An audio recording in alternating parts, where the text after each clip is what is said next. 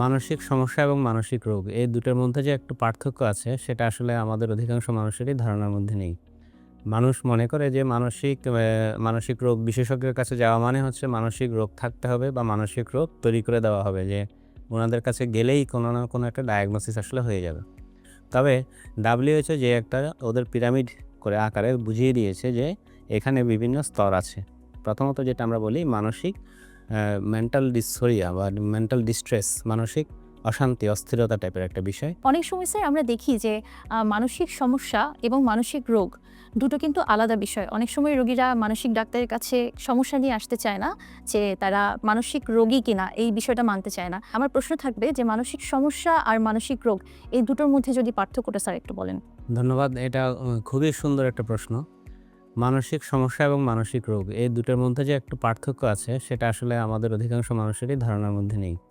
মানুষ মনে করে যে মানসিক রোগ বিশেষজ্ঞের কাছে যাওয়া মানে হচ্ছে মানসিক রোগ থাকতে হবে বা মানসিক রোগ তৈরি করে দেওয়া হবে, যে ওনাদের কাছে গেলেই কোনো না কোনো একটা ডায়াগনোসিস আসলে হয়ে যাবে।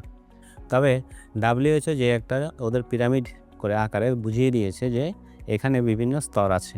প্রথমত যেটা আমরা বলি মানসিক মেন্টাল ডিসোরিয়া বা মেন্টাল ডিস্ট্রেস, মানসিক অশান্তি, অস্থিরতা টাইপের একটা বিষয়। এর উপরের ধাপটাই হচ্ছে মানসিক সমস্যা বা মেন্টাল হেলথ প্রবলেম। তার উপরের ধাপ এবং সর্বশেষ ধাপটা হচ্ছে মেন্টাল ডিসঅর্ডার বা মানসিক রোগ। তো মানসিক সমস্যা বলতে আমরা যেটা বুঝি বা বিভিন্ন বিষয়ে আমাদের আচার-আচরণে, চিন্তায় বিভিন্ন ধরনের অসঙ্গতি থাকতে পারে, যেগুলো আমরা বুঝি, মানি এবং চেষ্টা করি পরিবর্তন করতে কিন্তু পারছি না। যেমন অনেকের হচ্ছে রাগ নিয়ন্ত্রণ করা নিয়ে একটা সমস্যা থাকতে পারে, যে অল্পতেই রেগে যান।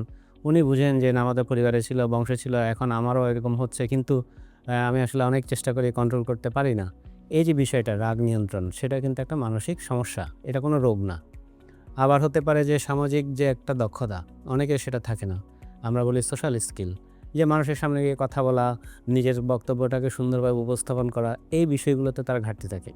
তখন এটাকে আমরা বলছি মানসিক স্বাস্থ্য সমস্যা, মানে মানসিক সমস্যা। এটাও কোনো রোগ না। এছাড়া থাকতে পারে স্ট্রেস কোপিং অ্যাবিলিটি, অর্থাৎ হচ্ছে মানসিক চাপ নিয়ন্ত্রণের যে অক্ষমতা বা দুর্বলতা। যে একটা পরীক্ষা আসলে আমি আসলে চাপটা নিতে পারছি না, তখন দেখা গেল যে খিঁচুনি হয়ে যাচ্ছে, অজ্ঞানের মতো হয়ে যাচ্ছে, অনেকক্ষণ অজ্ঞান থাকছে। আমরা বলি ফিট অ্যাটাক, যেটা আসলে মূলত কনভার্সন ডিসঅর্ডার। আগের দিনে হিস্টেরিয়া রোগ বলা হতো। কিন্তু এই যে মূল ঘটনাটা, যেটা আমি হচ্ছে মানসিক চাপ নিতে পারি না, এটাকে আমরা বলছি মানসিক সমস্যা। আর যখন আমরা মানসিক রোগ বলবো, তখন আসলে অনেকগুলো সুনির্দিষ্ট ক্রাইটেরিয়া লাগে, যেগুলো বৈজ্ঞানিক গবেষণা থেকে উঠে আসা ক্রাইটেরিয়া বা নির্দেশনা। এই বৈশিষ্ট্যগুলো থাকতে হয়।